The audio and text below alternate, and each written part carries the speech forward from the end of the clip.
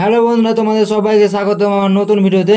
আজকে সকাল সকাল চলে এসেছি নদীর কূলে, আর নদীর কূলে এসে ওয়াগা করছি। আর আমার সাথে অনেক বন্ধু আছে, দেখতে পাচ্ছ, ওরাও কিন্তু মোবাইল দেখছে, আর কয়েকজন আবার ওয়াগা করছে।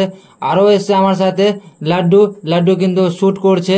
আর দেখি হাই দেখি তোমাদের। আর আমি নদী থেকে চলে আসলাম, এসে দেখতে পাচ্ছ আমার হাতে আছে কোবরা লেবু। কোবরা লেবুগুলো ছড়িয়ে নিচ্ছি, কারণ এখন আমরা কোবরা লেবুর জুস খাবো।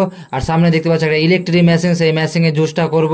আর কোবরা লেবুটা সেই রকম পাকা ছিল না, তার জন্য কিন্তু ছুটাতে একটু অসুবিধা হচ্ছিল, কারণ অনেক মানে কাঁচা, খুব ওইরকম পাকা ছিল না, কাঁচাই নিয়ে চলে এসেছিলাম।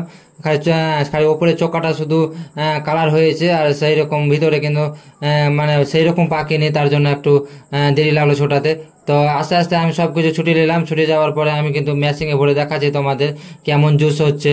এইরকম মেশিন কিন্তু আমি আগে অর্ডার করেছিলাম, কিন্তু হচ্ছিল না, ফের একবার অর্ডার করেছি। দেখাই যাক কেমন মানে জুস করতে পারছে, কেমন পারছে কি পারছে না তোমাদের দেখাচ্ছি। আর মেশিনটার দাম 600 টাকা, আর এটা আমি অনলাইনে অর্ডার করেছি। আর কমলা লেবুগুলো আমি মেশিনের মধ্যে ভরে দিচ্ছি জুস করার জন্য।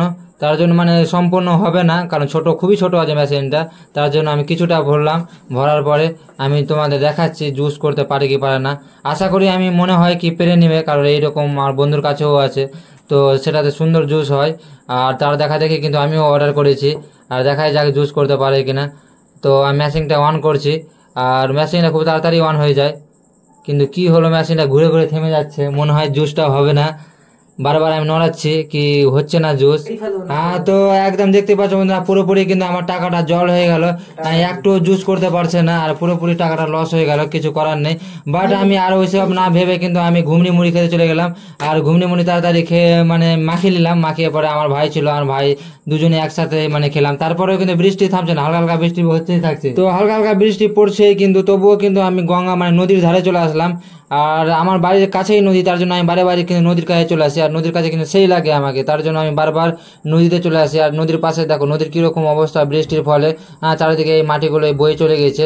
আর এখনো হালকা বৃষ্টি পড়ছে, হয়তো ক্যামেরাতে তোমরা বুঝতে পারছো না, কিন্তু বৃষ্টি পড়ছে। তোমাদের আমি একটু এইদিকে মোবাইলটা ঘুরিয়ে দেখাচ্ছি, দেখো জলটা লক্ষ্য করো ভালো করে, হালকা কিন্তু বৃষ্টি পড়ছে। তারপরে আমরা নদী থেকে চলে আসলাম ছাদে। আর ছাদে দেখো বৃষ্টির জন্য পড়ে এই জলগুলো জমে আছে ছাদে। এইদিকে দেখো, এইদিকেও জল জমে আছে, কারণ ছাদটা অনেকদিন দেওয়া হয়ে গেল।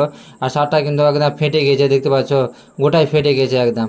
আর কিছু করার নেই, ছাদটা এমনিও আমাদের ভাঙতে হবে, কিন্তু সামনে গঙ্গা নদী একদম। এবার বন্যা আসলেই কিন্তু নদী ভাঙন শুরু হবে, আর এই ভাঙনের ফলেই কিন্তু আমাদের ছাদটা ভাঙতে হবে। আর দেখছো এক্ষুনি বৃষ্টি পড়ছিল, এক্ষুনি আবার সূর্যের কত তাপ। হ্যাঁ, এই বর্ষাকালে এইরকমই। তারপরে দেখো আজকে ষষ্ঠী ছিল, আর ষষ্ঠীতে আমাদের বাড়িতে পুজো হলো, পুজো হয়ে গেল।